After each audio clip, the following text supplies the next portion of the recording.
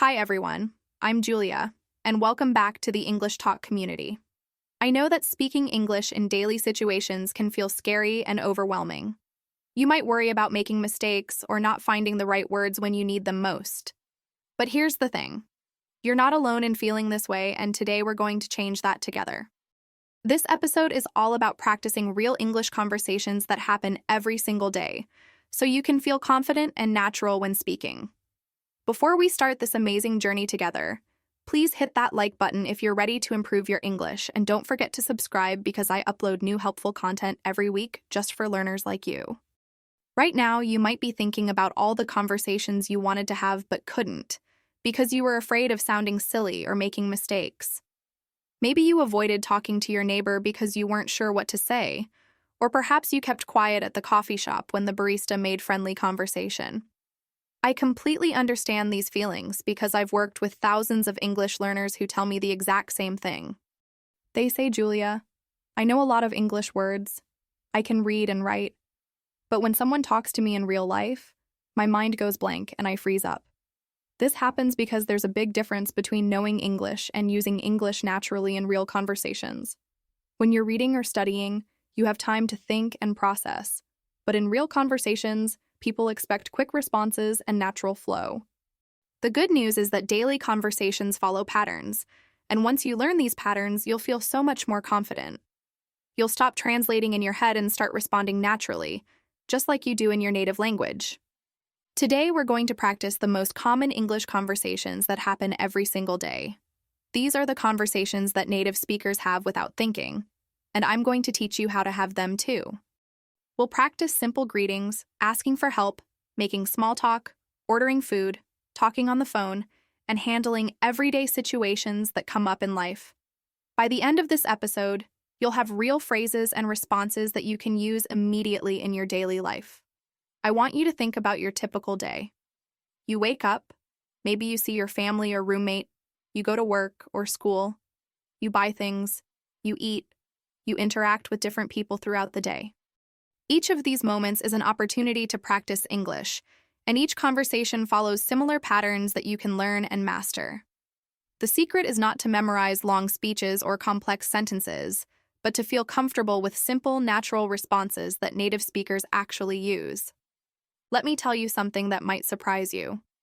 Native speakers don't use complicated words or perfect sentences in daily conversations. We use simple phrases, we repeat ourselves sometimes.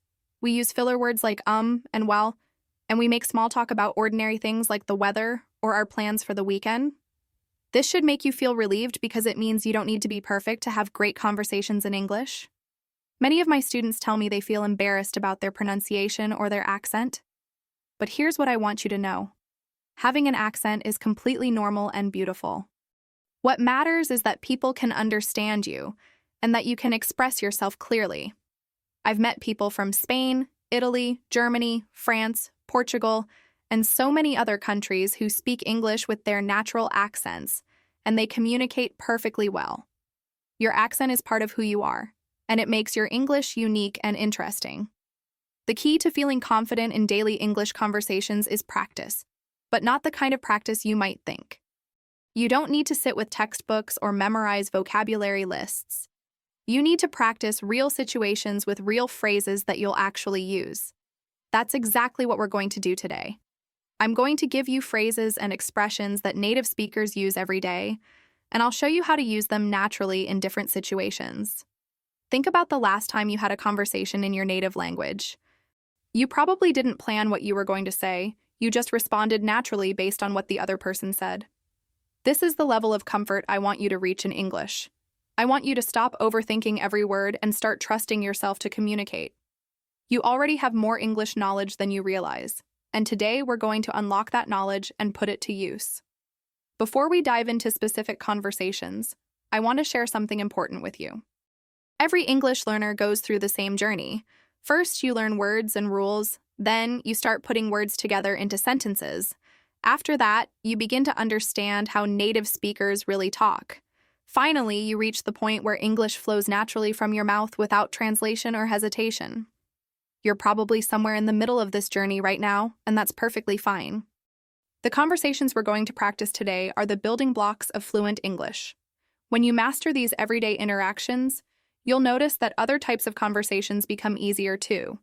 You'll have more confidence in business meetings, social gatherings, and even when you're traveling to English-speaking countries.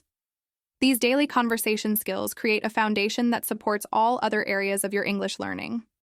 I also want you to remember that making mistakes is part of the learning process. Native speakers make mistakes too, and we don't judge people for small errors or imperfect pronunciation. What we appreciate is effort, politeness, and genuine communication. When you focus on connecting with people rather than speaking perfectly, you'll find that conversations become much more enjoyable and natural.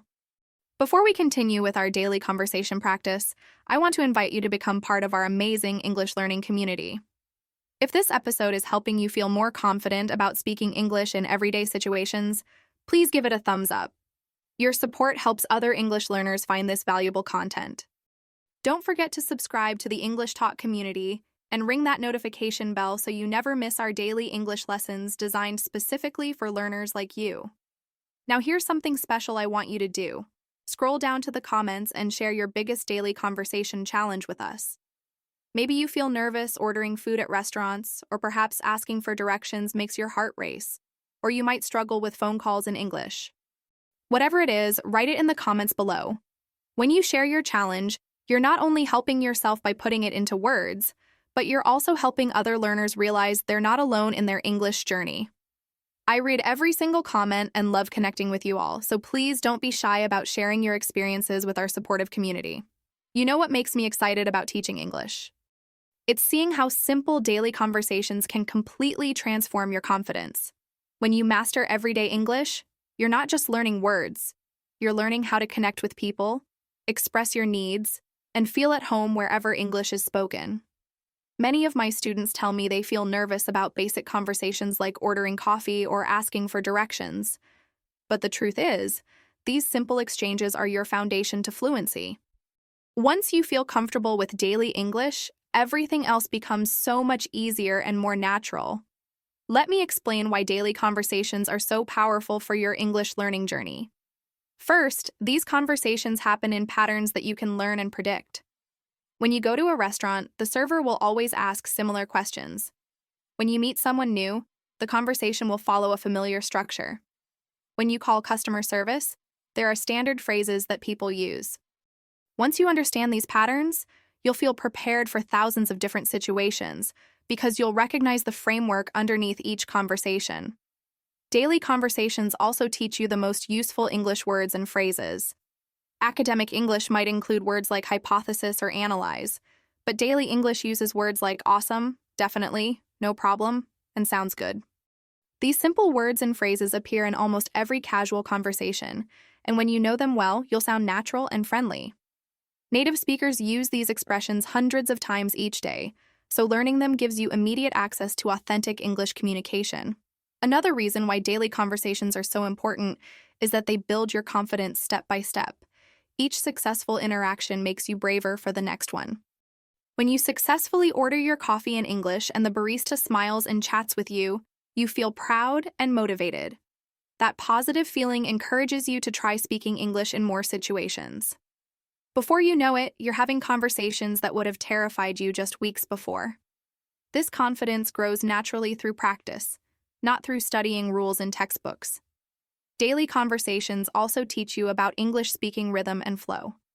In textbooks, every sentence is perfectly structured, but real conversations include pauses, interruptions, clarifications, and changes of topic. People say things like, "Oh wait, I forgot to mention," or "Actually, let me think about that," or "You know what I mean." Learning to navigate these natural conversation patterns makes your English sound authentic instead of robotic. You start to understand that perfect English isn't the goal. Communicative English is. These everyday interactions also help you develop listening skills that you can't learn any other way. When someone speaks to you in real life, they might have an accent, speak quickly, or use slang that you've never heard before. They might ask follow-up questions that you didn't expect, or they might reference things that are happening around you in that moment. This real-world listening practice trains your ear to understand English in all kinds of situations, not just in controlled classroom environments. I've noticed something interesting about my students who focus on daily conversation practice. They start to think in English instead of translating from their native language. This happens because daily conversations require quick responses.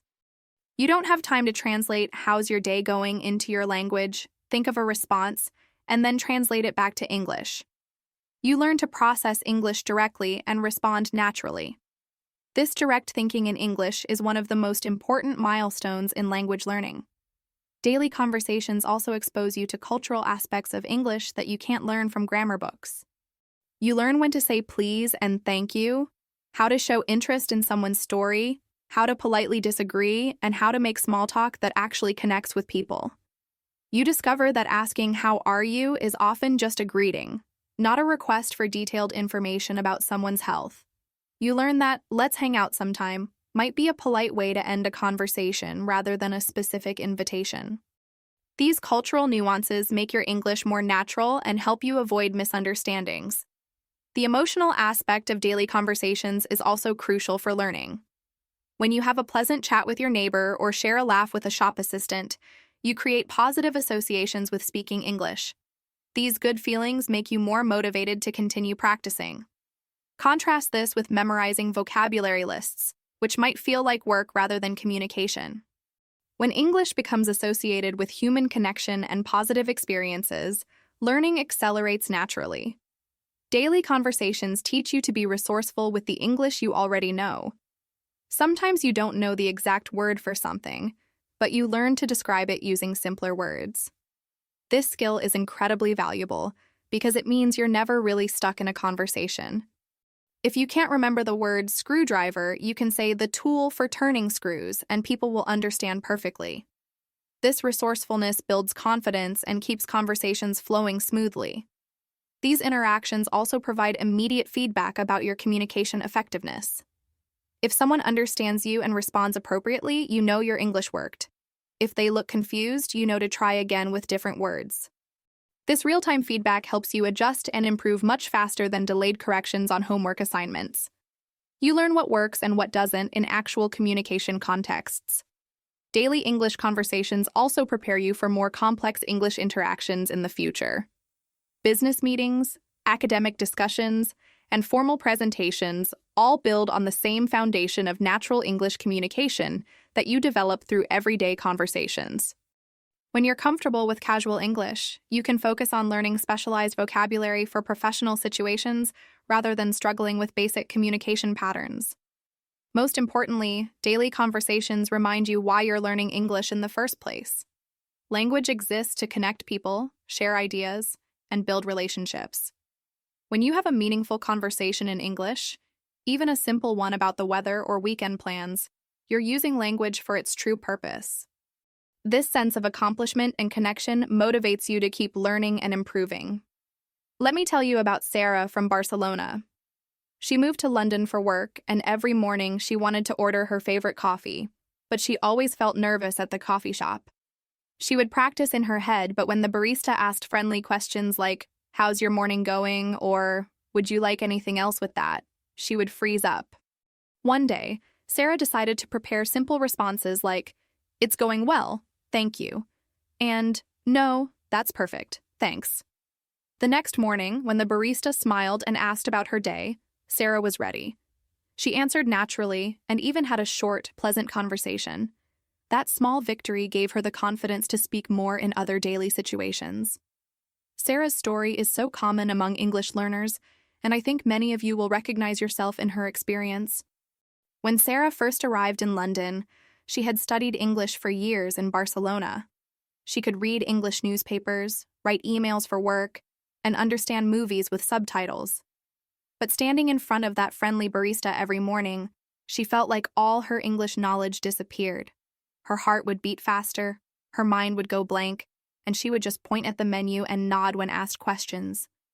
What Sarah discovered is something that happens to most English learners when they move to a new country or start using English in real situations. There's a huge difference between classroom English and coffee shop English. In the classroom, conversations are predictable and polite. The teacher asks clear questions and waits patiently for responses. But in real life, people speak quickly, use casual expressions, and expect immediate responses. They might have accents, background noise might make things harder to hear, and conversations can go in unexpected directions. For 3 weeks, Sarah's morning coffee routine was stressful instead of enjoyable. She would walk into the same coffee shop near her office, and the same friendly barista would greet her with a warm smile and casual questions. Sarah knew the barista was just being nice, trying to make conversation and create a welcoming atmosphere. But those simple questions felt like pop quizzes that Sarah wasn't prepared for. She would mumble quick responses and avoid eye contact, feeling embarrassed about her English skills. The turning point came when Sarah realized that she was making the coffee shop experience much harder than it needed to be. She was treating each interaction like a test instead of a simple human conversation. She started paying attention to what other customers said to the barista, and she noticed something interesting. Most people gave very short, simple responses. When the barista asked, "How's your morning going?" customers would say things like, "Good, thanks," or "Pretty good, how about you?" or "It's going well." Nobody was giving long, complex answers or using fancy vocabulary. This observation changed everything for Sarah. She realized that she didn't need to prepare elaborate responses or worry about perfect pronunciation. She just needed to have a few simple, natural phrases ready for common questions. So that evening, Sarah practiced some basic responses in her apartment. She stood in front of her mirror and imagined the barista asking typical questions. She practiced saying good morning with a smile, "It's going well, thank you," when asked about her day, and "No, that's perfect, thanks," when offered additional items. The next morning, Sarah felt nervous but prepared. When she walked into the coffee shop, the barista greeted her as usual with, "Good morning, how are you today?" This time, instead of freezing up, Sarah smiled and said, "Good morning, I'm doing well, thank you." The barista seemed pleased to hear her speak more and continued with, "The usual coffee today." Sarah responded, "Yes, please, that would be great." When the barista asked, "How's work going for you?" Sarah was ready with, "It's going well, I'm still learning everything, but I like it." Something magical happened during that conversation. The barista's face lit up and she said, "Oh, you're new to London then. How do you like it so far?"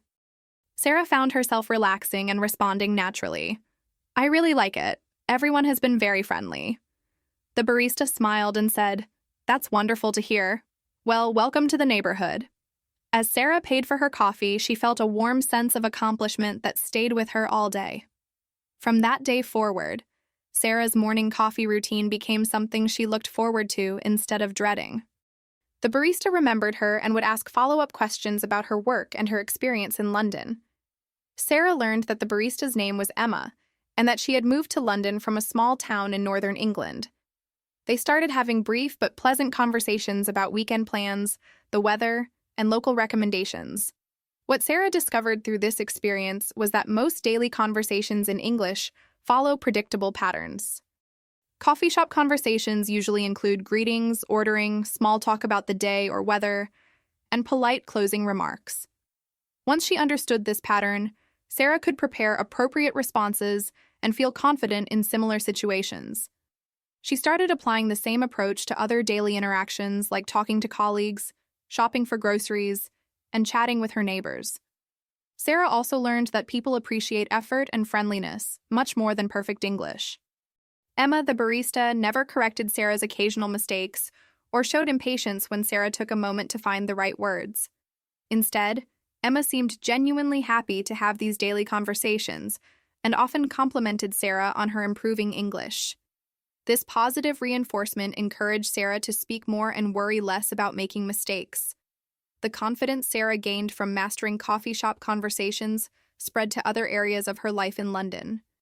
She started participating more in meetings at work, joining conversations during lunch breaks, and even making plans with colleagues after work. She realized that the same principles applied everywhere.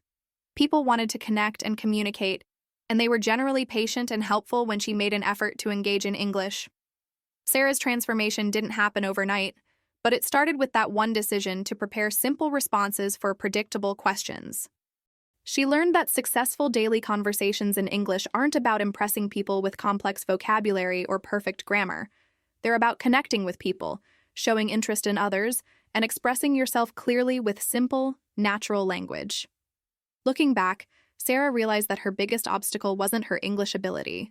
It was her fear of making mistakes and her expectation that she needed to be perfect. Once she shifted her focus from perfection to communication, English conversations became enjoyable instead of stressful.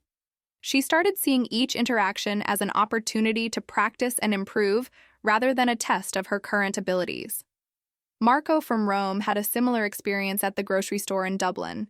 He knew how to ask, "Where can I find the milk?" but he wasn't prepared for follow-up questions. When the helpful employee said, "Oh, are you looking for regular milk or plant-based options?" Marco felt lost. He realized he needed to learn not just basic questions, but also how to respond to helpful details. Marco started practicing phrases like, "Regular milk, please," and "Could you show me where that is?" Soon, shopping became easy and even enjoyable because he could have these natural back-and-forth conversations that happen in real life. Marco's story teaches us something important about English conversations that many learners don't expect. Most textbooks teach you how to ask questions, but they don't prepare you for the helpful responses that native speakers give. When Marco asked about milk, he expected a simple answer like aisle 3. Instead, the employee wanted to be helpful and offered him choices. This kind of helpful conversation happens all the time in English-speaking countries, but it can catch you off guard if you're not prepared for it. When Marco first moved to Dublin for his new job, he felt confident about basic shopping. He had learned essential phrases like, "Excuse me, where is the bread, and how much does this cost?" But on his first trip to the large supermarket near his apartment, he realized that real conversations were much more complex than he had practiced. The store employees were incredibly friendly and wanted to help, but their helpfulness actually made Marco more nervous because he wasn't ready for extended conversations. The first challenge Marco faced was understanding different accents and speaking speeds. The employee who helped him with the milk had a warm Irish accent that was completely different from the British English Marco had studied in Rome. She spoke quickly and naturally, using expressions that Marco had never heard before. When she said, "Oh, are you looking for regular milk or plant-based options?" Marco understood each individual word. But the complete question confused him because he hadn't expected to make a choice.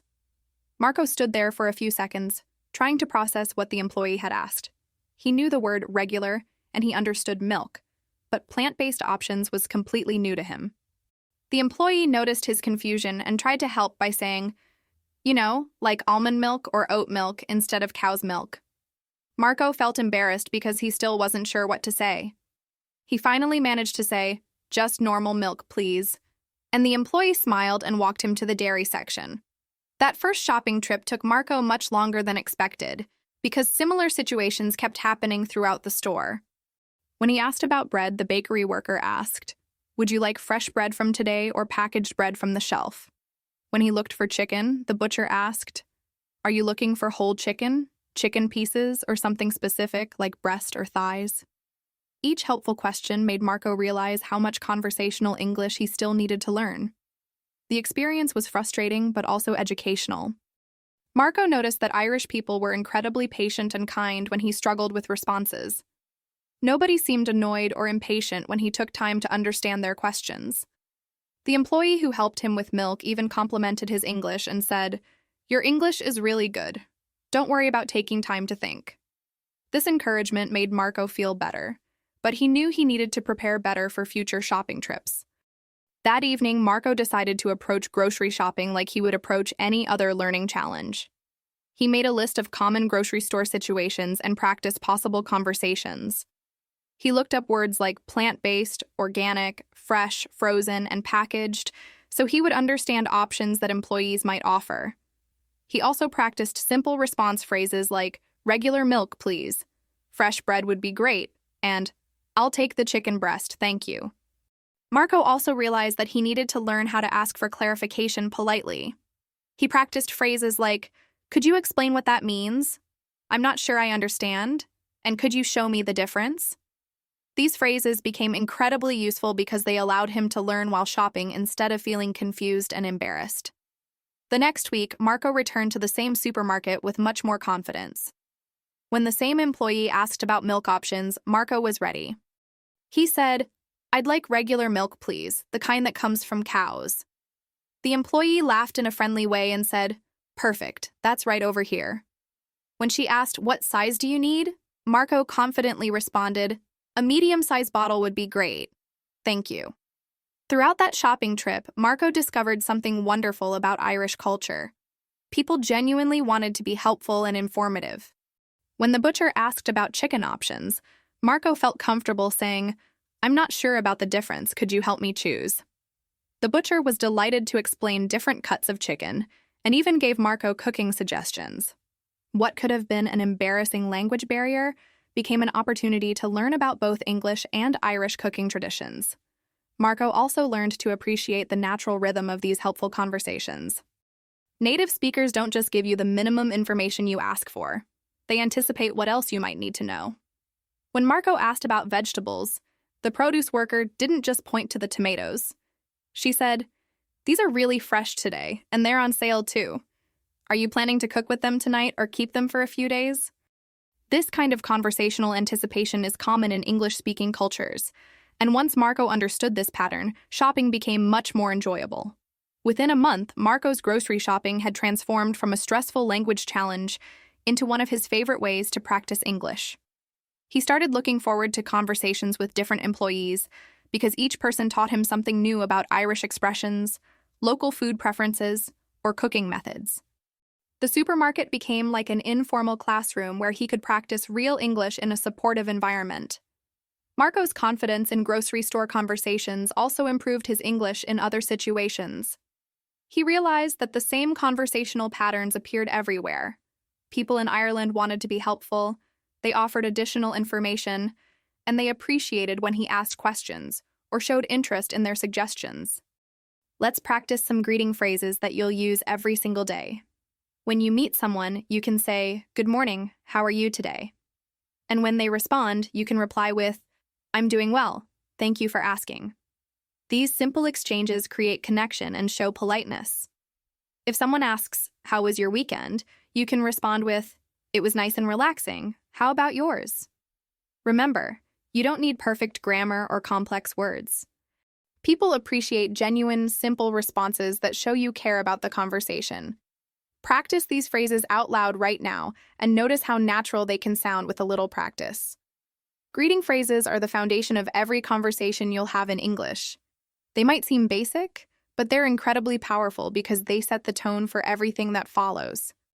When you greet someone warmly and naturally, you immediately create a positive atmosphere that makes the entire conversation flow more easily. The beautiful thing about English greetings is that they follow predictable patterns, which means once you learn these patterns, you'll feel confident in almost any social situation. The most important thing to understand about English greetings is that they're not just about the words themselves. They're about showing interest in other people and creating human connection. When someone says, "How are you today?" they're not necessarily looking for detailed information about your health or personal problems. They're showing that they care about you as a person and want to start a friendly interaction. This cultural understanding is just as important as knowing the correct words to say. Let's start with the most basic greetings that work in almost every situation. Hello and hi are perfect for any time of day and any person you meet. You can use these with strangers, colleagues, friends, and family members. Hello sounds slightly more formal, while hi feels more casual and friendly. Both are safe choices that you can use confidently anywhere. When you're not sure which greeting to choose, either of these will work perfectly. Time-specific greetings add a nice touch to your conversations and show that you're paying attention to the world around you. Good morning works from when you wake up until around noon. Good afternoon fits perfectly from lunchtime until early evening. Good evening is ideal for later in the day when the sun is setting or after dark. These greetings sound polite and thoughtful, and native speakers use them constantly in both formal and informal situations. After you greet someone, the conversation usually continues with questions about how the person is doing. "How are you?" is the most common follow-up question, and you can respond with simple phrases like, "I'm doing well, thank you," or "I'm good, thanks, and you." Notice how native speakers often return the question by adding, "and you," or "how about you" at the end. This shows interest in the other person and keeps the conversation balanced and friendly. When you haven't seen someone for a while, you can use special greetings that acknowledge the time that has passed. It's so good to see you, or nice to see you again, work perfectly for people you know but haven't met recently. If it's been a really long time, you might say, long time no see, or it's been ages since I've seen you. These phrases show that you remember the person and are happy to reconnect with them. Workplace greetings have their own useful patterns that you can master quickly. When you arrive at work in the morning, you might say, "Good morning, everyone," to your colleagues, or "Morning, how's everyone doing today?" During the day, you can greet people with, "Hi there, how's your day going?" or simply, "Hey, how are things?" These workplace greetings help you build relationships with colleagues and create a friendly atmosphere at your job. The key to natural-sounding greetings is matching your tone and energy to the situation. A cheerful good morning with a smile works great when you're feeling positive and energetic.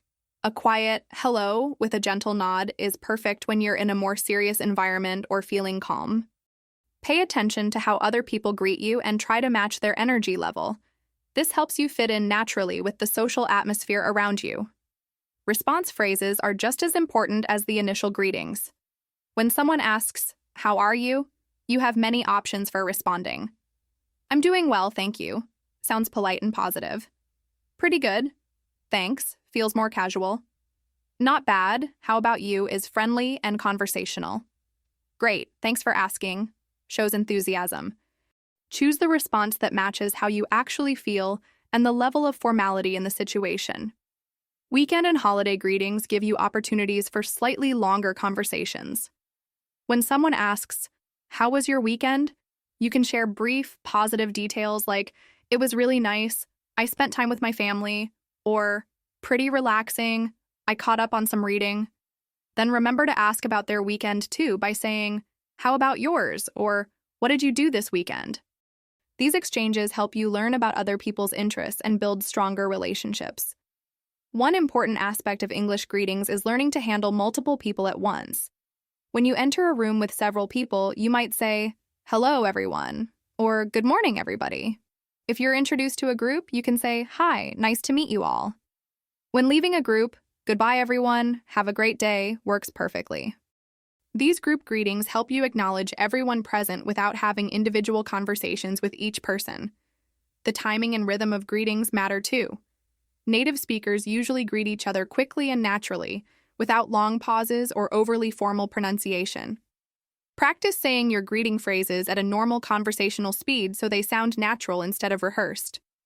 Remember that greetings should feel easy and automatic, like a natural reflex when you see someone you know or meet someone new. Cultural variations in greetings can add interesting touches to your English conversations. In some English-speaking regions, people might say, "How's it going?" or "What's up?" as casual greetings. In business settings, you might hear "Good to see you" or "Pleasure to meet you." Learning these variations helps you understand different social contexts and choose greetings that fit specific situations perfectly. Workplace conversations are perfect for practicing English because they follow similar patterns every day. When you arrive at work, you can say, "Good morning, everyone," or "Hi, how's everyone doing today?" If a colleague asks about your commute, you can respond with, "The traffic was fine today," or "The train was a bit delayed, but no problem." During lunch, you might say, "I'm thinking about trying that new restaurant," or "Would anyone like to join me for coffee?" These workplace phrases help you build relationships and feel more comfortable in your professional environment. Your workplace is actually one of the best environments for practicing English because you see the same people every day, and conversations follow predictable patterns. Unlike random encounters with strangers, workplace conversations build over time. You develop relationships with your colleagues, and these ongoing relationships give you opportunities to practice the same types of conversations repeatedly until they become natural and comfortable. Morning greetings at work are wonderful for building your confidence because they happen every single day. When you walk into your office, you'll hear colleagues saying "Good morning," or "Morning, how's everyone doing?" or "Hey, how was the commute today?" These greetings give you multiple opportunities to practice the same phrases until they become automatic responses. You can start with simple responses and gradually add more details as you become more comfortable. One of the most common workplace conversations happens around commuting and transportation. Colleagues often ask, "How was traffic this morning?" or did you have any problems getting in today? Or, how long does it take you to get to work?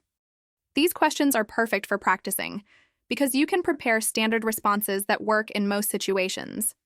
You might say, it was pretty smooth today, about 30 minutes, or the usual traffic, nothing too bad, or I took the train, it was quite crowded but on time. Lunch conversations offer excellent opportunities for building workplace relationships through English. When it's time for lunch, you might hear colleagues saying, where should we go for lunch today? Or, anyone want to grab something to eat? Or, I'm thinking about trying that new place across the street. These conversations let you practice expressing preferences, making suggestions, and showing interest in spending time with your colleagues. You can respond with phrases like, that sounds great, count me in, or I'd love to try somewhere new, or actually I brought lunch today, but maybe next time. Coffee break conversations are particularly valuable for English practice because they're usually relaxed and friendly. People often say, anyone want to grab coffee? Or, I'm going to make some tea, would you like some? Or, let's take a quick break. These informal moments give you chances to practice casual English without the pressure of formal business discussions. You can respond with simple phrases like, that would be great, thank you, or I'd love some coffee, or sure, I could use a break too. Project updates and work-related check-ins follow patterns that you can learn and master. Colleagues frequently ask, how's the project going? Or any updates on the client meeting? Or did you finish the report? These conversations help you practice talking about your work progress in English. You can prepare responses like, it's going really well, almost finished, or the client meeting went smoothly, they seemed happy, or yes, I just sent it to you by email. Weekend conversations are fantastic for practicing personal topics in a professional context. On Fridays, people often ask, any plans for the weekend? Or, what are you up to this weekend? Or, looking forward to anything special? On Mondays, they might say, how was your weekend? Or, did you do anything fun? Or, what did you get up to? These conversations let you practice talking about your personal life in appropriate, professional ways. Offering help and support is a common theme in workplace English conversations. You'll often hear colleagues saying, do you need any help with that? Or, let me know if you need anything. Or, would you like me to take a look at it? Learning to offer help and accept assistance gracefully helps you build strong working relationships. You can practice responses like, that's very kind, thank you, or actually, that would be really helpful, or I think I'm okay for now, but I'll let you know. Meeting-related conversations happen constantly in most workplaces. Before meetings, people might say, are you ready for the presentation? Or, do you have all the materials we need? Or, should we review the agenda quickly? After meetings, they often discuss, how do you think that went? Or, what did you think of the new proposal? Or, we should follow up on those action items. These conversations help you practice discussing work topics and sharing professional opinions. Technology and equipment conversations are unavoidable in modern workplaces. You'll hear people asking, is the printer working today? Or, can you help me with this software? Or, do you know why the internet is so slow? Learning to discuss technical problems and solutions helps you participate fully in workplace life. You can practice responses like, let me take a look at it, or that happened to me yesterday too, or have you tried restarting it? Workplace small talk about current events, weather, and local happenings helps you connect with colleagues on a personal level. People might say, did you see the news about the new restaurant opening? Or, this weather is perfect for the weekend? Or, are you following the local sports team this season? These conversations let you practice expressing opinions and sharing interests with your colleagues in English. Holiday and vacation conversations provide great opportunities for practicing future and past experiences. Before holidays, colleagues ask, are you traveling anywhere? Or any special plans for the holiday? Or will you be visiting family? After vacations, they might say, how was your trip? Or did you have a good time off? Or you look relaxed. Did you enjoy your break? These conversations help you practice talking about personal experiences and future plans. The key to successful workplace conversations is remembering that your colleagues want to build positive relationships with you. They're not testing your English or judging your mistakes. They're trying to create a friendly, collaborative work environment where everyone feels included and valued. When you participate in these daily conversations, You're not just practicing English. You're building the relationships that make work enjoyable and productive. Anna from Berlin was studying in Manchester, and she needed to use public transportation every day. At first, she felt intimidated about asking for help or directions. But she learned that most people are happy to help when you ask politely. Anna practiced saying, "Excuse me, does this bus go to the city center, and could you tell me when we reach the university stop?" When she needed to get off, she would say, "Excuse me, this is my stop," or simply thank you to the driver. These simple interactions made her daily commute much more comfortable, and she even made a few friendly acquaintances who helped her with directions. Anna's story shows us how public transportation can actually become one of the best places to practice English once you overcome that initial fear. When Anna first arrived in Manchester from Berlin, she was nervous about everything related to buses and trains. She worried about asking the wrong questions, getting on the wrong bus, or missing her stop because she didn't understand the announcements.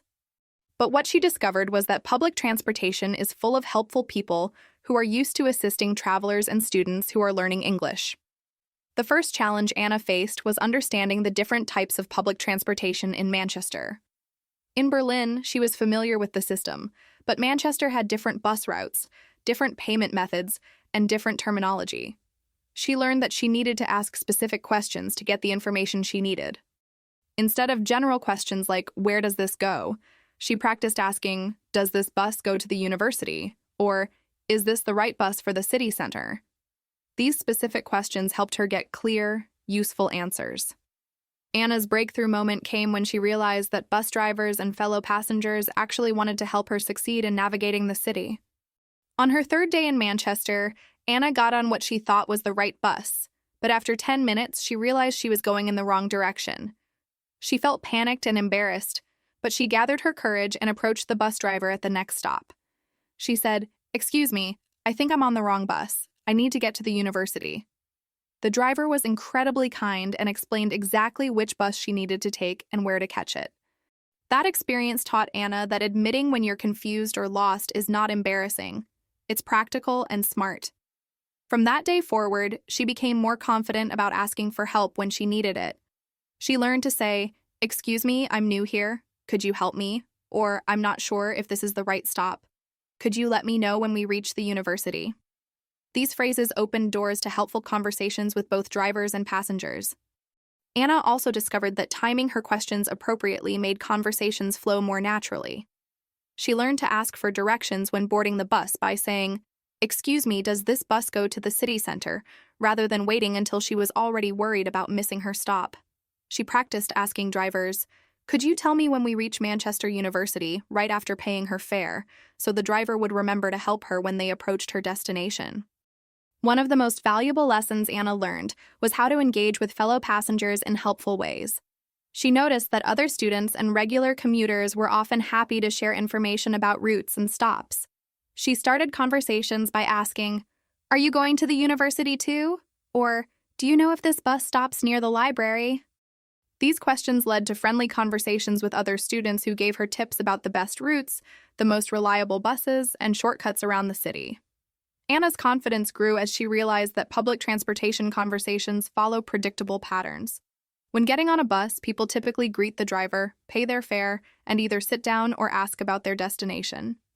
When approaching their stop, they usually say, "Excuse me, this is my stop," or simply "Thank you" as they exit. Understanding these patterns helped Anna feel more comfortable and natural during her daily commutes. The language Anna used for public transportation also improved her English in other situations. The polite phrases she learned for asking directions worked perfectly in many other contexts. "Excuse me, could you help me?" became useful in shops, restaurants, and at the university. "Could you tell me where to find?" worked for asking about locations and buildings on campus and around the city. These transportation phrases gave her a foundation of polite, clear English that she could adapt to many different situations. Anna also learned to handle unexpected situations with confidence. When buses were delayed, she learned to ask other waiting passengers, "Do you know if the number 12 bus is running late today?" Or, "Have you been waiting long for this bus?" When routes changed due to construction or events, she felt comfortable asking, "Excuse me, is there another way to get to the university?" Or, do you know which bus I should take instead? Weather conversations became a natural part of Anna's public transportation experience. Waiting at bus stops in Manchester's unpredictable weather gave her plenty of opportunities to practice small talk. She learned to say, "This rain is terrible, isn't it?" Or, "At least the bus shelter keeps us dry." Or, "I hope the bus comes soon, it's getting cold." These weather-related conversations helped her connect with other passengers and practice casual English expressions. Anna's relationship with public transportation completely transformed over her first month in Manchester.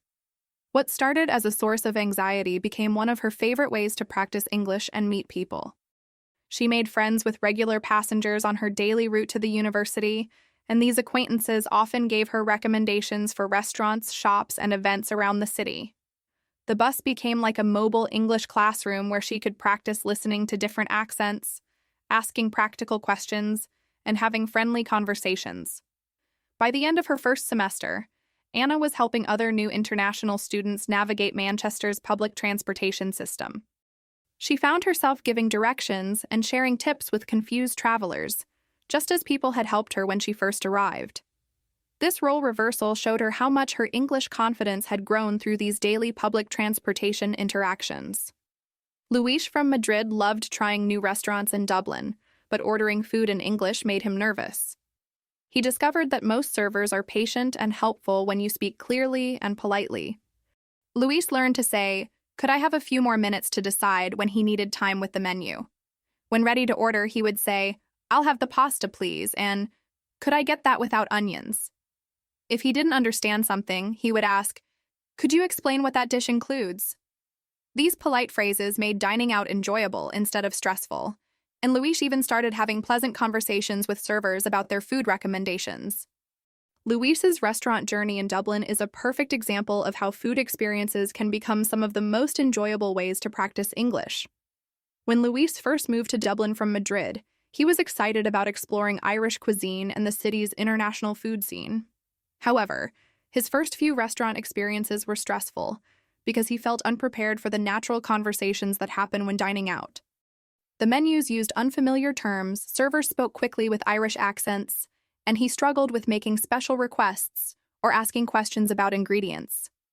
The breakthrough for Luis came when he realized that restaurant conversations follow very predictable patterns. Every dining experience starts with greeting the host, being seated, looking at the menu, ordering food, eating, and paying the bill. Within each of these steps, there are common phrases and responses that servers use repeatedly. Once Luis learned these patterns, he felt much more confident because he knew what to expect and how to respond appropriately. Luis discovered that taking time to study the menu was not only acceptable but appreciated by restaurant staff. In Spain, he was used to quick, efficient service, but in Dublin, he learned that servers were happy to give him time to make decisions. When he felt rushed or confused, he started saying, "Could I have a few more minutes to look at the menu, please?" Or, "I need a little time to decide if that's okay." These phrases gave him the breathing room he needed to understand his options without feeling pressured. Menu vocabulary became Luis's first focus area.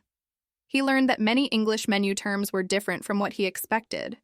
Words like starter, mains, sides, and pudding were new to him. He also discovered that ingredient descriptions could be quite detailed, with terms like pan-seared, braised, locally sourced, and seasonal vegetables. Instead of feeling overwhelmed by unfamiliar words, Luis learned to ask servers for explanations by saying, "Could you tell me what this dish is like?" Or, "What does braised mean exactly?" Making special requests became much easier once Luis learned the right phrases. He had some food preferences and mild allergies, so he needed to communicate these clearly to kitchen staff. He practiced phrases like, "Could I get that without mushrooms, please?" And, "Is it possible to have the sauce on the side?" And, "I'm allergic to nuts. Could you check if this dish contains any?" He was pleasantly surprised to discover that Dublin restaurants were very accommodating with dietary requests, and that servers were knowledgeable about ingredients. Luis also learned to handle situations when he didn't understand something on the menu or something the server said. Instead of nodding politely and hoping for the best, he started asking for clarification. He would say, "I'm sorry, could you repeat that?" or could you explain what comes with this dish, or what's the difference between these two options? These questions led to helpful conversations where servers would describe dishes in detail and often make personal recommendations. The conversation aspect of dining became one of Luis's favorite parts of restaurant experiences. He discovered that many servers genuinely enjoyed talking about the food and sharing their opinions about different dishes. When servers asked, "Have you been here before?" or "Are you familiar with Irish cuisine?" Luis learned to engage in these conversations by saying, "No, this is my first time. What do you recommend?" Or, "I'm new to Dublin. What's popular here?" These exchanges made his dining experiences feel more personal and helped him learn about local food culture. Luis's confidence grew when he realized that restaurant staff appreciated his efforts to communicate clearly and politely. Even when he made mistakes or needed to ask for clarification multiple times, servers remained patient and helpful. He noticed that saying please and thank you frequently, making eye contact, and speaking slowly helped ensure that his requests were understood correctly. This positive feedback encouraged him to engage more in restaurant conversations. Payment and tipping customs were another area where Luis needed to learn appropriate English phrases. In Madrid, restaurant etiquette was different, so he needed to understand Dublin practices. He learned to say, "Could I have the bill, please?" or "Check, please," when he was ready to pay. He discovered phrases like, "We'd like to split the bill when dining with friends," and "Could I pay by card?" when he preferred not to use cash. Understanding these payment conversations made the end of meals much smoother.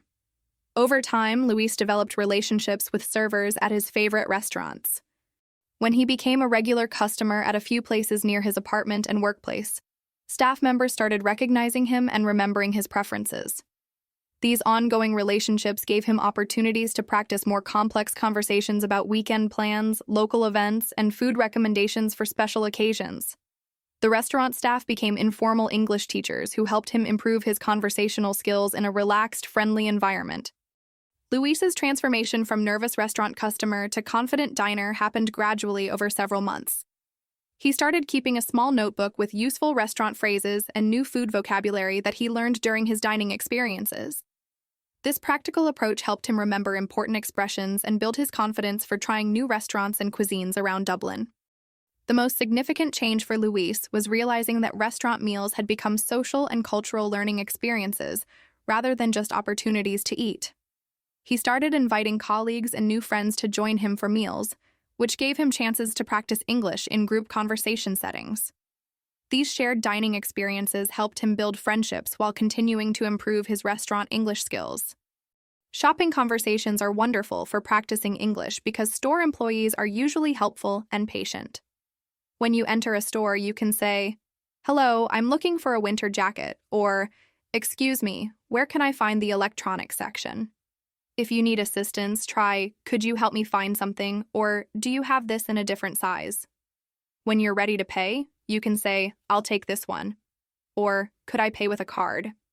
Remember, it's perfectly fine to ask, "Could you repeat that?"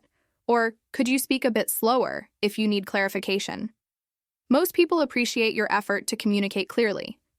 Shopping environments offer some of the most natural and pressure-free opportunities to practice English, because the interactions follow predictable patterns, and store employees are trained to be helpful and patient with customers. Whether you're shopping for clothes, groceries, electronics, or household items, the basic conversation structure remains similar, which makes it easier for you to prepare useful phrases and responses that work in multiple situations. When you first enter a store, you'll often be greeted by employees who want to assist you. They might say, "Can I help you find anything today?" or "Welcome to our store, let me know if you need help." You have several options for responding depending on your needs. If you want to browse independently, you can say, "Thanks, I'm just looking around," or "I'm just browsing, but I'll let you know if I need help." If you do need assistance, you can be specific by saying, "Yes, I'm looking for men's winter coats," or "Could you help me find the bathroom supplies section?" Learning to ask for specific items is one of the most useful shopping skills in English. Instead of wandering around looking confused, you can approach any employee and say, "Excuse me, where can I find the shampoo?" or "Do you sell phone chargers here?" or "I'm looking for birthday cards. Could you point me in the right direction?" These direct questions help you find what you need quickly and give you opportunities to practice clear, purposeful English communication.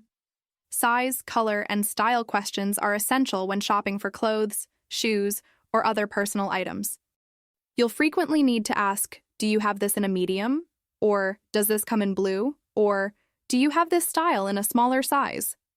When you're trying things on, you might need to ask, where are the fitting rooms? Or can I try this on? These practical questions help you navigate clothing stores confidently and ensure you get items that fit properly. Price inquiries are another fundamental part of shopping conversations. You can ask, how much is this, or what's the price of this item, or is this on sale today? If something seems expensive, you might ask, do you have anything similar for less, or is this the best price you have? Learning to discuss prices politely helps you make informed purchasing decisions and sometimes discover special deals or alternatives. Payment conversations happen at the end of every shopping experience, so it's important to know the appropriate phrases. When you're ready to buy something, you can say, I'll take this one, or I'd like to buy these, please. At the checkout, you might need to ask, can I pay with a credit card, or do you accept cash, or could I pay in installments? Understanding payment options and terminology makes the checkout process smooth and professional. Customer service situations occasionally arise when shopping, and knowing how to handle them politely in English is valuable. If you need to return something, you can say, I'd like to return this item, please. Or, this doesn't fit properly, can I exchange it? If you're looking for a manager or supervisor, you might say, could I speak with someone in charge? Or, is there a manager available? These phrases help you resolve issues professionally and maintain positive relationships with store staff. Comparison shopping often involves asking employees for their opinions and recommendations. You can say, what's the difference between these two models? Or, which one would you recommend? Or, do you think this is good quality for the price? Many store employees are knowledgeable about their products and enjoy helping customers make informed decisions. These conversations can lead to valuable advice and help you practice discussing preferences and opinions in English. Seasonal and special occasion shopping provides opportunities for more detailed conversations. When shopping for gifts, you might ask, what's popular for teenagers? Or, do you have anything suitable for a birthday gift? Or, what would you recommend for someone who likes to cook? These questions often lead to longer, more personal conversations where you can practice expressing preferences, describing people, and discussing various options. Grocery shopping offers unique vocabulary and conversation opportunities.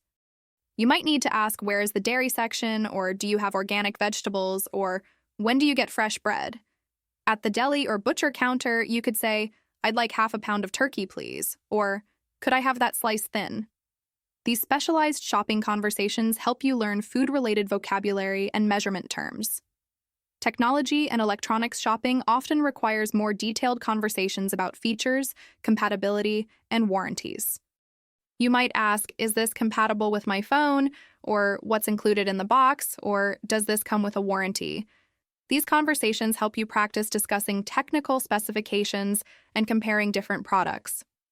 Electronics store employees are usually very knowledgeable and patient when explaining features and answering questions.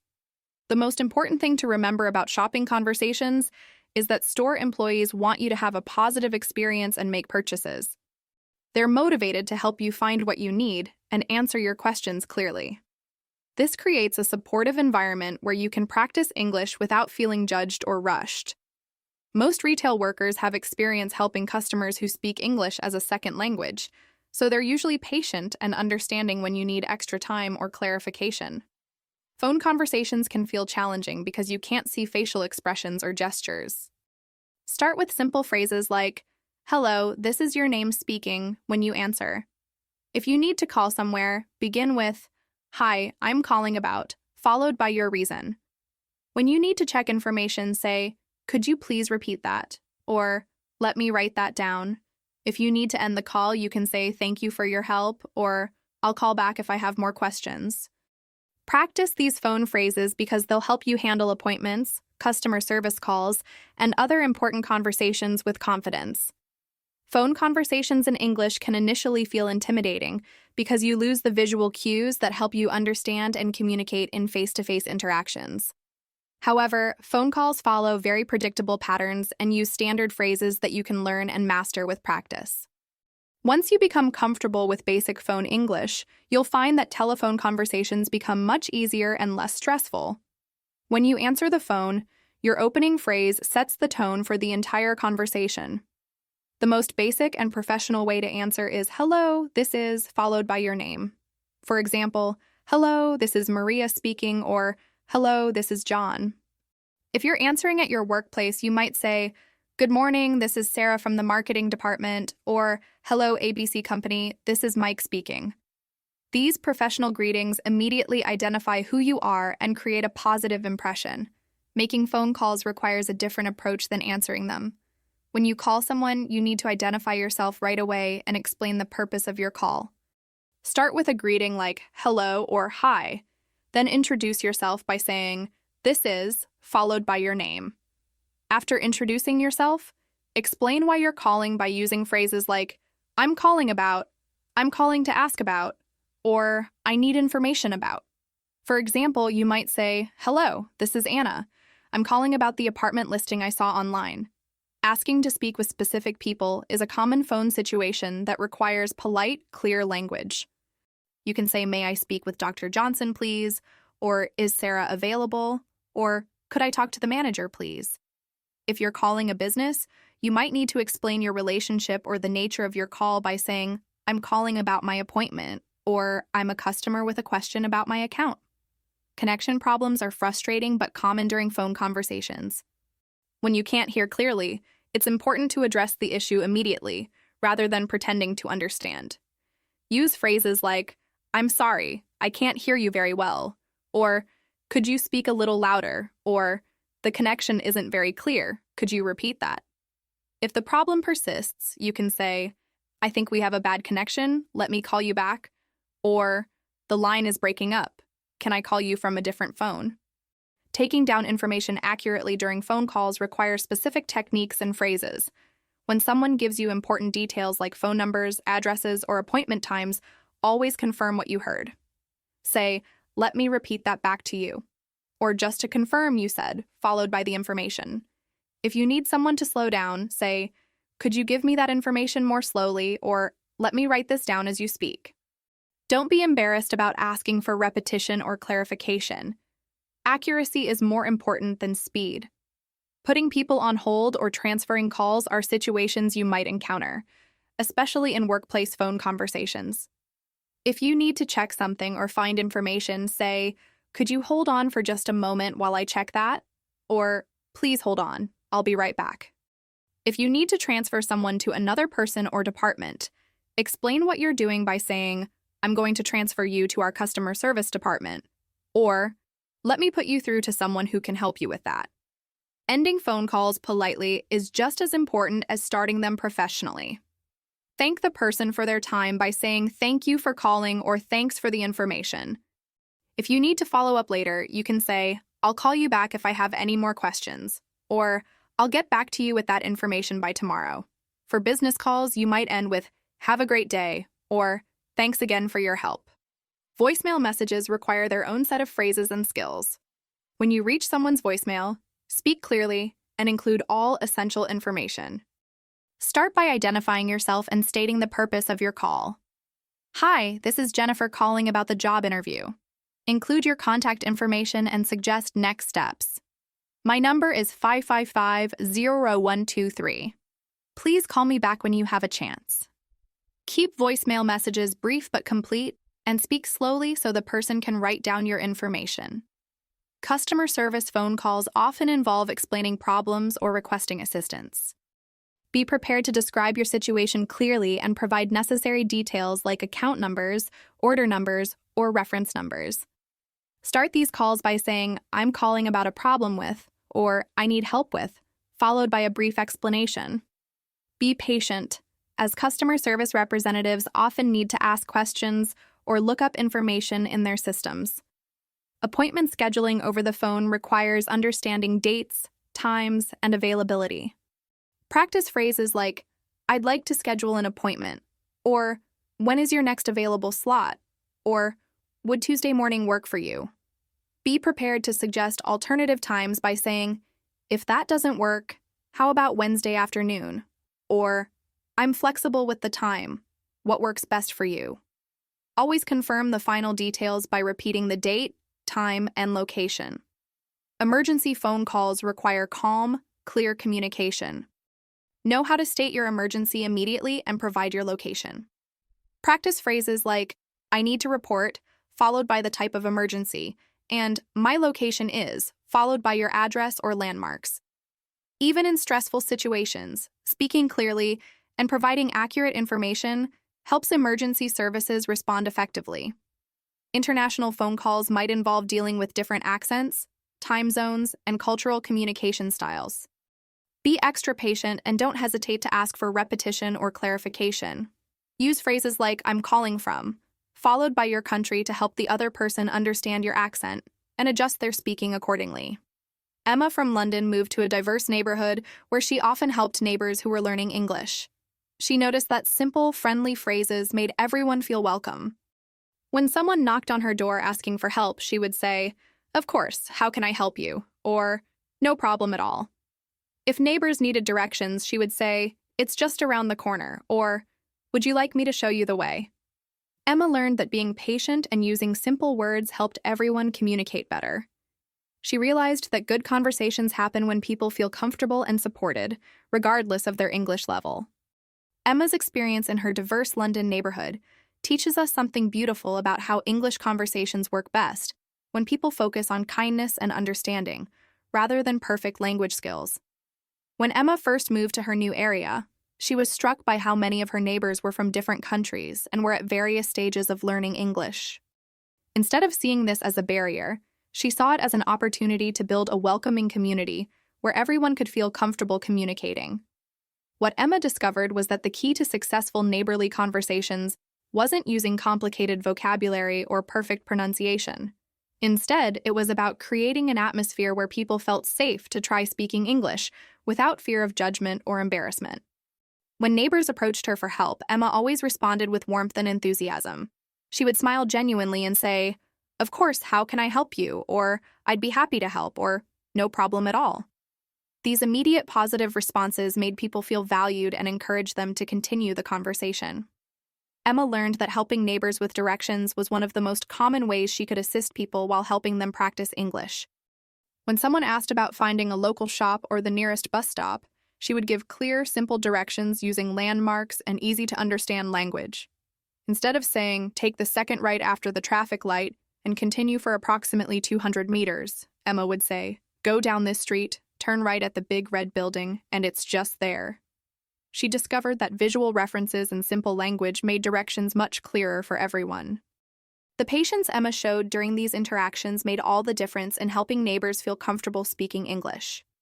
When someone struggled to find the right words or had a strong accent that made communication challenging, Emma would listen carefully and never show impatience or frustration. She would say things like, "Take your time," or "I'm listening," or "Don't worry, I understand." If she didn't understand something, she would politely ask, "Could you say that again?" Or, "I want to make sure I understand correctly," which showed she was genuinely trying to help rather than criticizing their English. Emma also learned the importance of using simple, clear language when explaining things to neighbors who were still learning English. She would avoid idioms, complex sentence structures, and rapid speech. Instead of saying, "It's raining cats and dogs out there," she would simply say, "It's raining very hard."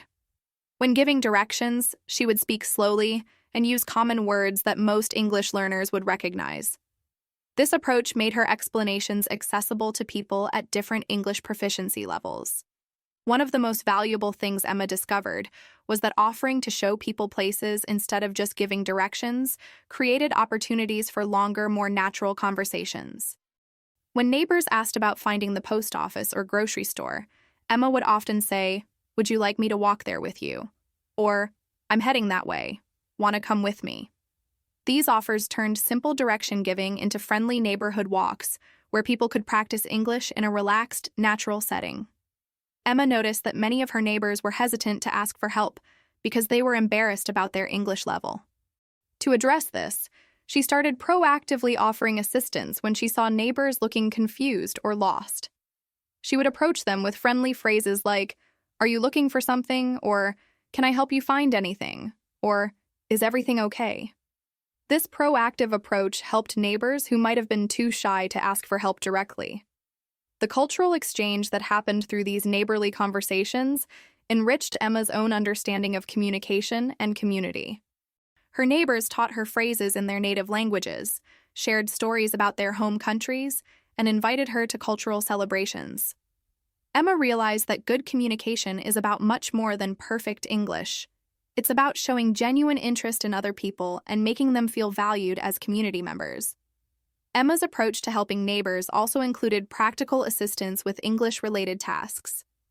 When neighbors needed help reading official letters, understanding billing statements, or filling out forms, Emma would offer her assistance while explaining things clearly and patiently. She would say things like, "This section is asking for your address," or "This word means the amount you need to pay." These practical helping situations gave neighbors opportunities to learn English in contexts that directly improved their daily lives. Over time, Emma became known in her neighborhood as someone who was always willing to help with English questions or practical problems. Neighbors would knock on her door when they needed assistance with phone calls to service companies, understanding school newsletters, or practicing for job interviews. Emma created an informal support network that helped everyone in the community feel more confident about using English in their daily lives. The most important lesson Emma learned was that effective communication happens when people feel supported and encouraged, rather than judged or corrected. She never interrupted neighbors to fix their pronunciation or grammar mistakes. Instead, she focused on understanding their meaning and responding to their needs. This approach created positive associations with speaking English and encouraged her neighbors to continue practicing and improving their language skills. Pierre from Paris joined a gym in London and wanted to feel comfortable asking questions about equipment and classes. He learned to say, "Excuse me, how does this machine work?" and "Are there any beginner classes available?" When other gym members offered help, he would respond with, "That would be great, thank you," or "I'd appreciate any tips you have." If he needed to book a class, he would ask, "Is there space available for tomorrow's session?" These simple gym conversations helped Pierre make friends and feel part of the community. He discovered that people at the gym were friendly and always willing to help newcomers. Pierre's gym experience in London is a perfect example of how fitness environments can become excellent places for practicing English while building confidence and making friends. When Pierre first moved from Paris to London, he was excited about joining a gym to maintain his fitness routine, but he felt nervous about navigating a new gym culture in English. He worried about asking questions, understanding equipment instructions, and participating in group classes where everyone would be speaking English quickly and naturally. What Pierre discovered was that gyms are actually very welcoming environments where people are generally helpful and encouraging. The fitness community tends to be supportive because everyone understands the challenges of learning new exercises, trying new equipment, and working toward personal goals. This shared experience of growth and improvement creates a natural atmosphere where people are willing to help each other, regardless of language barriers. Pierre's first challenge was understanding how to use the various machines and equipment safely. In Paris, he was familiar with his local gym's setup, but London gyms had different equipment brands, different layouts, and sometimes different safety protocols. Instead of struggling alone or potentially using equipment incorrectly, Pierre learned to ask for help immediately. He would approach gym staff or experienced members and say, "Excuse me, how does this machine work?" Or, "Could you show me how to adjust this properly?" The responses Pierre received were consistently positive and helpful. Gym staff members were trained to assist new members, and experienced gym users were often happy to share their knowledge.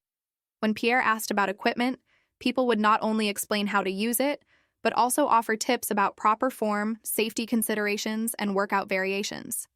These conversations gave Pierre opportunities to practice listening to English explanations and asking follow-up questions for clarification.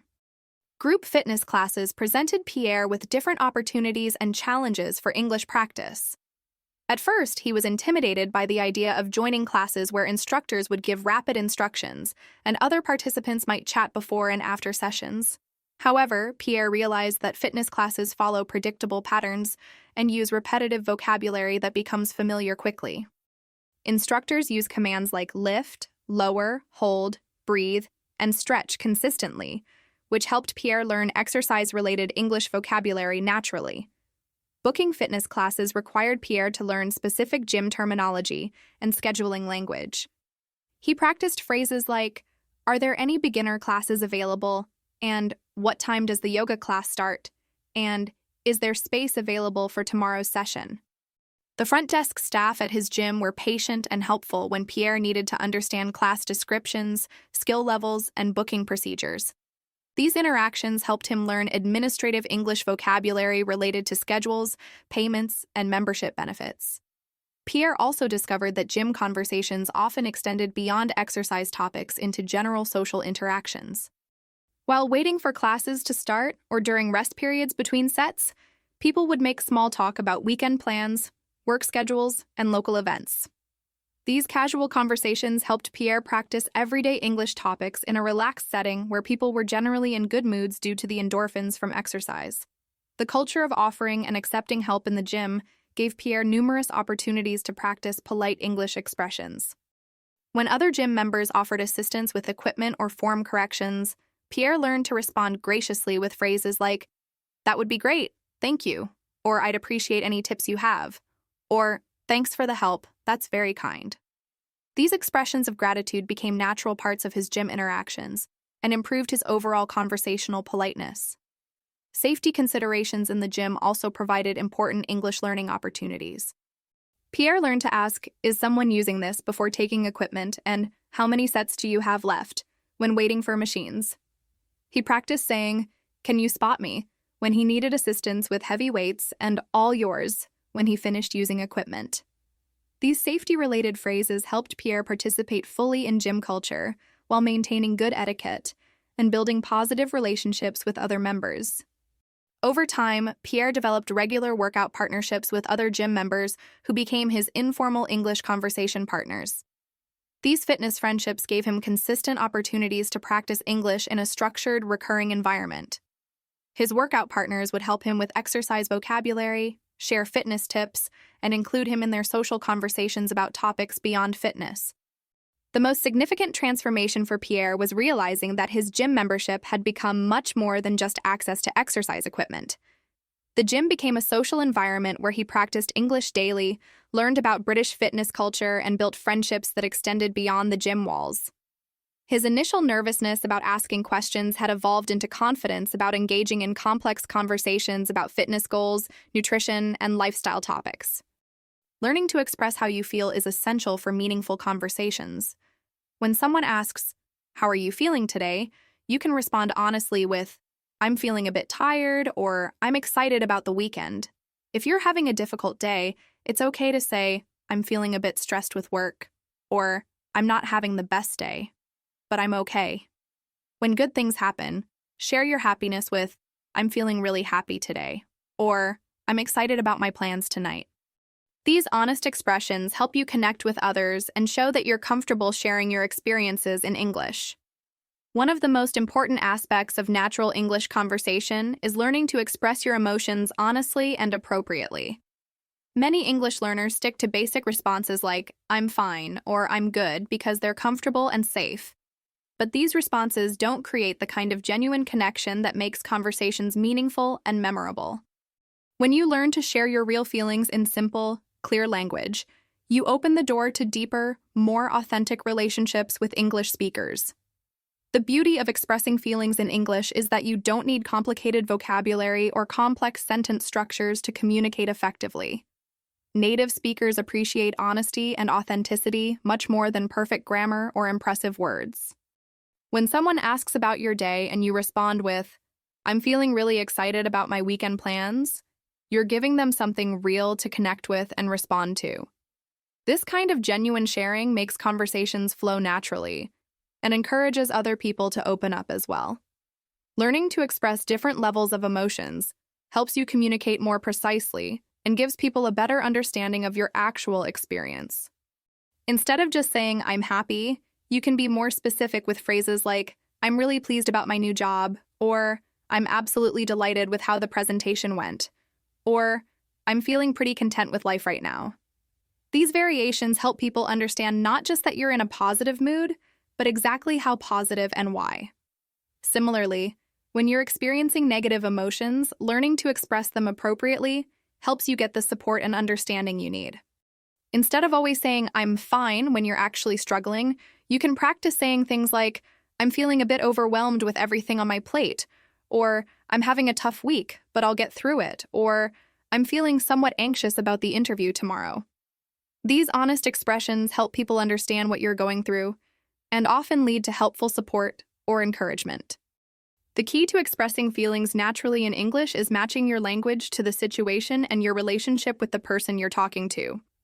With close friends and family, you can be more detailed and emotional in your expressions. You might say, "I'm absolutely thrilled about the promotion," or "I've been feeling really down since the breakup," or "I'm completely stressed out about moving next month." With colleagues or acquaintances, you might choose slightly more reserved expressions like, "I'm quite happy about the news," or "I'm feeling a bit under pressure lately," or "I'm looking forward to the weekend." Learning to respond appropriately when others express their feelings is just as important as sharing your own emotions. When someone tells you they're excited about something, you can respond with, "That's wonderful," or "I'm so happy for you," or "How exciting." When someone shares that they're having a difficult time, you can show empathy with phrases like, "I'm sorry to hear that," or "That sounds really challenging," or "Is there anything I can do to help?" These supportive responses show that you understand the importance of emotions in human connection. Physical sensations often accompany emotions, and learning to describe these can make your emotional expressions more vivid and relatable. You might say, "I have butterflies in my stomach about the presentation," or "I feel like a weight has been lifted off my shoulders," or "My heart is racing with excitement," or "I feel completely drained after that meeting." These physical descriptions help people understand not just what you're feeling, but how intensely you're experiencing those emotions.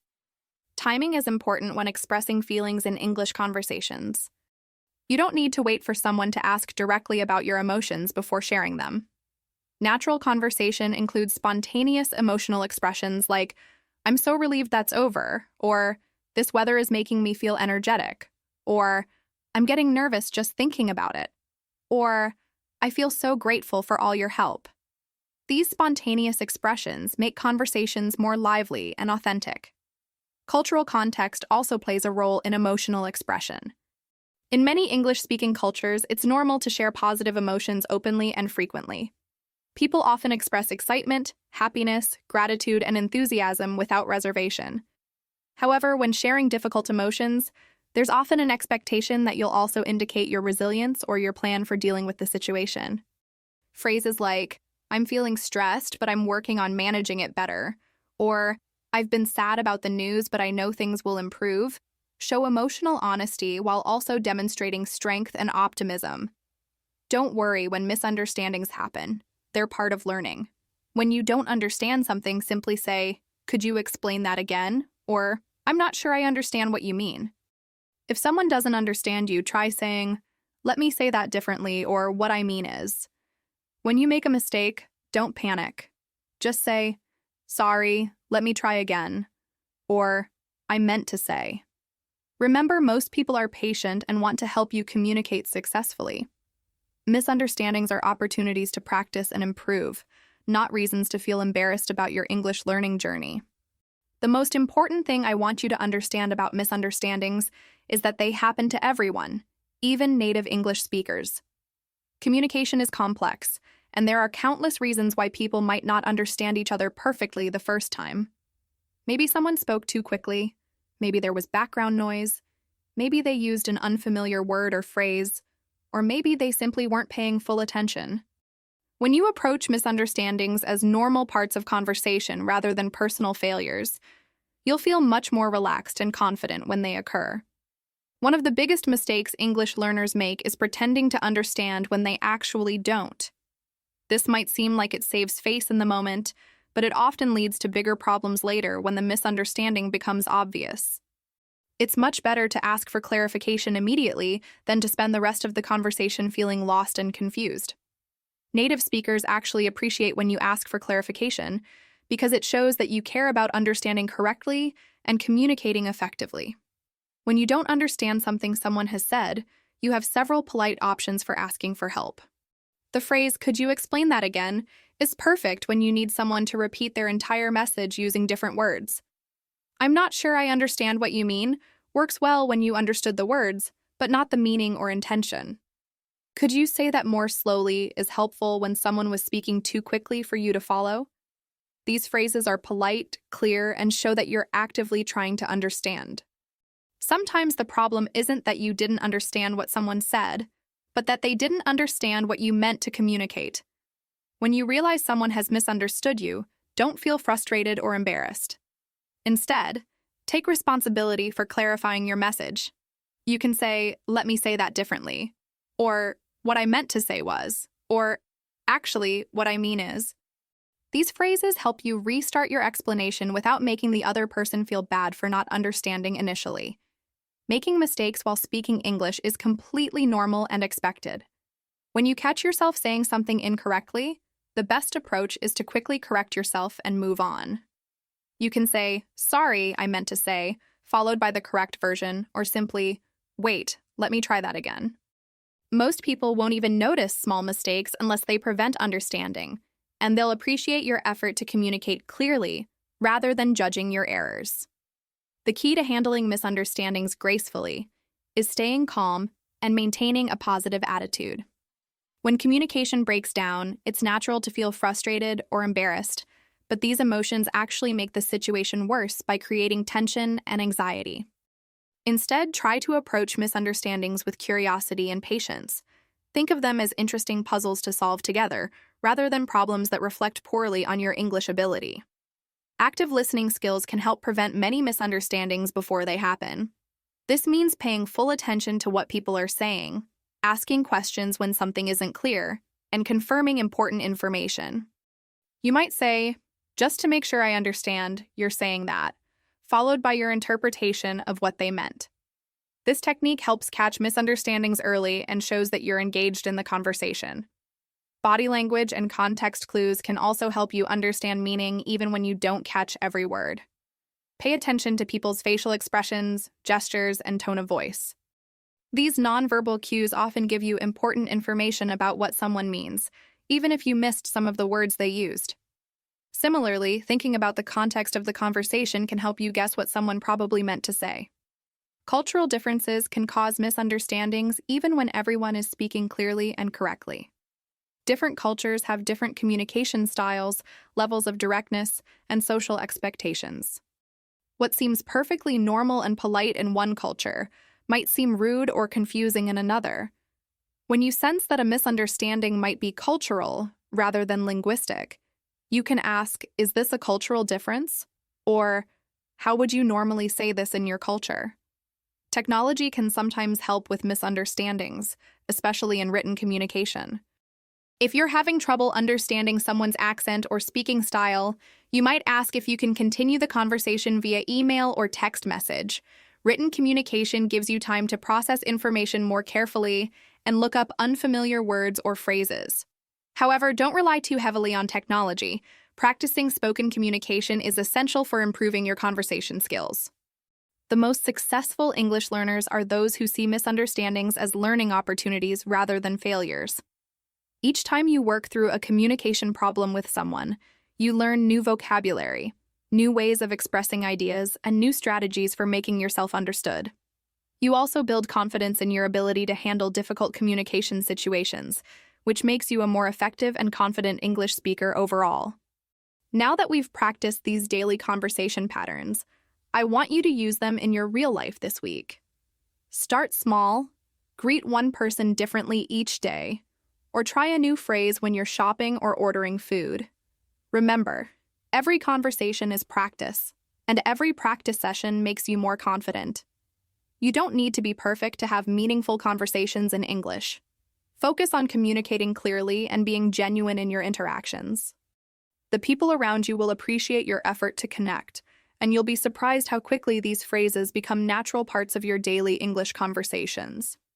The key to transforming what we've learned today into real improvement is taking action in your everyday life. You now have all the tools you need: greeting phrases, workplace conversations, shopping expressions, phone etiquette, and ways to handle misunderstandings. But knowledge without practice is just information sitting in your head. The magic happens when you start using these phrases in real situations with real people who are living their lives just like you are. I want you to think of this week as your English conversation experiment.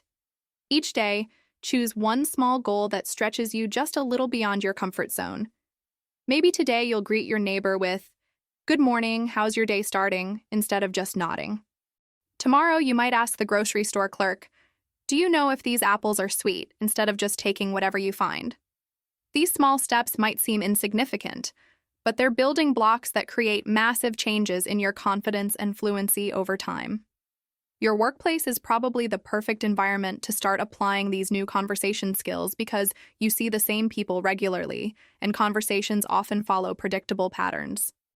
Try expanding your usual "good morning" to include a follow-up question like, "How was your evening?" or "Any plans for lunch today?" When colleagues ask about your weekend, instead of just saying, "It was good," share one specific detail like, "I tried a new restaurant downtown," or "I spent time reading in the park." These small additions make conversations more engaging and give you practice expressing personal experiences in English. Shopping situations offer wonderful opportunities for low-pressure English practice because the interactions are brief and focused on specific goals. The next time you're at the store, challenge yourself to ask one question beyond just finding what you need. You might ask, "Is this brand popular?" Or, "Do you have any recommendations?" Or, "When do you usually get fresh deliveries?" These conversations help you practice making connections with people while accomplishing practical tasks. Phone conversations deserve special attention because they can feel more challenging than face-to-face interactions. Start with simple, low-stakes phone calls like confirming store hours or asking about services. Practice your opening phrases. "Hello, I'm calling to ask about your store hours." Or, "Hi, I'd like to know if you have parking available." These structured conversations give you confidence that transfers to more complex phone situations later. Don't underestimate the power of expressing your feelings honestly in conversations. Instead of always saying, "I'm fine," try sharing your actual mood when it's appropriate. You might say, "I'm feeling excited about the weekend," or "I'm a bit tired from a busy day," or "I'm looking forward to trying that new restaurant." These genuine expressions create deeper connections and make conversations more meaningful and memorable. When misunderstandings happen, and they will, remember that there are opportunities to practice the clarification skills we discussed. Don't panic or feel embarrassed. Simply say, "Let me try that again," or "What I meant to say was," and continue the conversation. Most people will appreciate your effort to communicate clearly and will be patient while you find the right words.